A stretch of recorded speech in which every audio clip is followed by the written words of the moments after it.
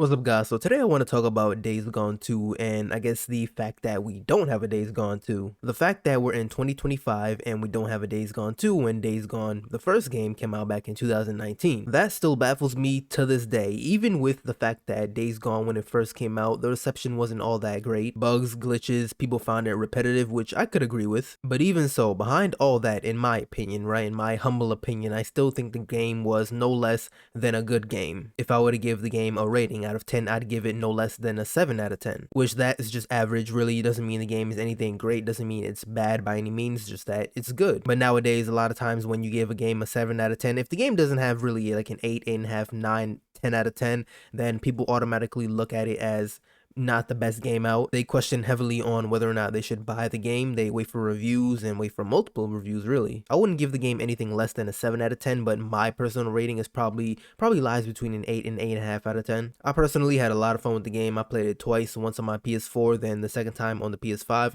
Not the PS5 version, just the PS4 version on the PS5. And on both playthroughs, I really didn't run into many bugs or glitches. Again, I understand how people feel about the game being repetitive. I could agree with that, but that doesn't really affect my review, I guess I should say, just because that tends to be an issue with these open world games, right? You have to fluff up the game with some extra stuff to do to increase the length of the game. You gotta go clear some camps, track some people down, you know, the norm amongst these games. But it really does baffle me still to this day, the fact that we don't have a Days Gone 2.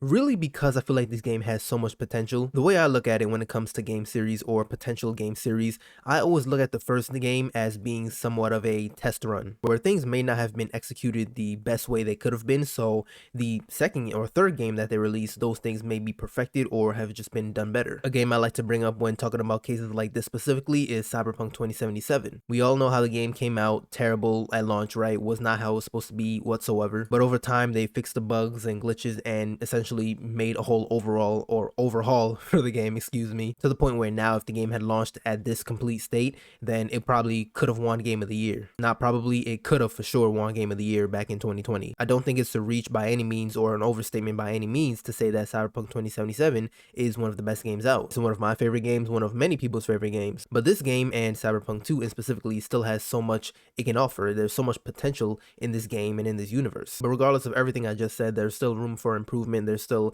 many new things they can try, many things they can improve upon from the first game and the second game. And the same thing applies to Days Gone 2. Personally, I feel that Days Gone 2, if it came out, if it were to come out in the next few years, this could be one of the best kind of zombie apocalypse games that we've had in a long time, maybe ever. Just because I feel like the first Days Gone is such a different in such a different category than a lot of these games. I just think the way they handle their game, the gameplay, even the lore of it, I think it's a lot different than many of the other zombie apocalypse type games or even just stories that we've seen. Of course, there are a lot of similarities to a lot of these other zombie telling stories just because, I mean, you can only go so far telling these stories, right? Because they're in the same category. But I think what they've done and how they've done it so far is really good. I think in terms of gameplay, that could be a main focus. That can be a main focus of improvement for sure. The motorcycle and the mechanics of it have been done really well. That they can improve upon a little bit probably, but I think it's done honestly really well. I don't know how much better they could get with it, but there can definitely be an improvement on hand-to-hand combat and even ranged combat. Of course, new skills and things you can learn, things like that. Really, these are just things that typically come with a sequel naturally. So in terms of the hardest part, making the sequel, I don't think that would be it. I think the hardest part really would be kind of the open world and how they would tackle that. Honestly, I think nowadays in many games, open world games specifically,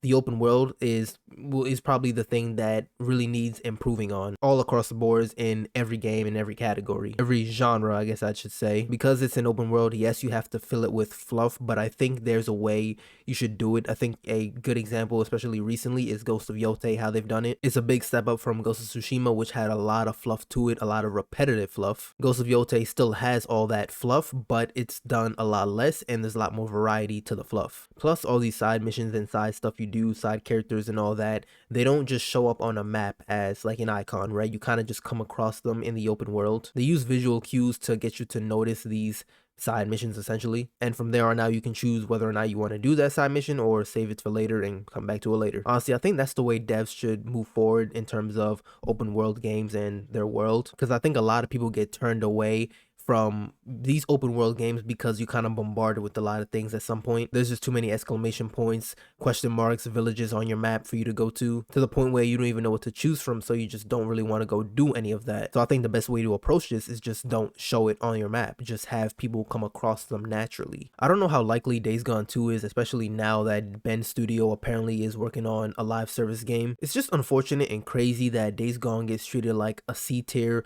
PlayStation exclusive, when in my opinion, I don't think it's under a B tier. A tier, of course, would be The Last of Us, Uncharted, God of War, Spider-Man, those flagship PlayStation titles. Many people now probably even put Deacon St. John amongst the flagship PlayStation characters. He hasn't been around, of course, as long, but he's still a very cool and compelling character. And I think to a lot of people even he could be very relatable. But it seems because of the initial reception of Days Gone that as of right now their focus isn't on a sequel but on some other title. And apparently before this live service game that they're apparently working on, they also started working on or pitched another live service game, but either that one got canceled or it was turned down and they decided to move to another live service game. I don't really know what's going on with PlayStation and them keeping on this live service trend, but they need to stop it because that's just not their forte. That's not what they do. That's not what they're known for. Like, you would think with the massive failure that was Concord, apparently like $300 million just gone down the drain, you would think with that failure, you would think with all of that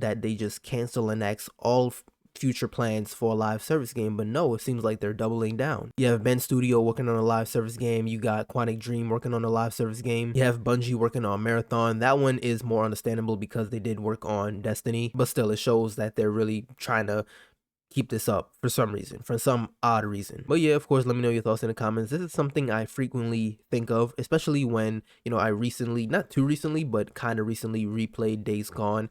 And of course, after finishing it, I'm just like, dang, why don't we have a sequel yet? If they were greenlit for a sequel, chances are we would have had the game by now, or we'd be getting it very soon. Because it's been 6 years, and 6 years, you know, that's kind of the norm for video game releases now, the time frame. But unfortunately, it doesn't look like we're ever getting a Days Gone 2, or if we ever do, it won't be for a very long time. But yeah, like I said, let me know in the comments, how do you feel about Days Gone 2, or I guess I should say the lack of Days Gone 2, and how do you feel about Days Gone? Actually, I'm curious because a lot of people, kind of mixed reception still, but I think the overall sentiment now is that people think it's a good game. If anything, I think many people, including myself, think that it's worthy of a sequel for sure. But yeah, if you guys enjoyed the video, like it up, subscribe, and I'll see you in the next one.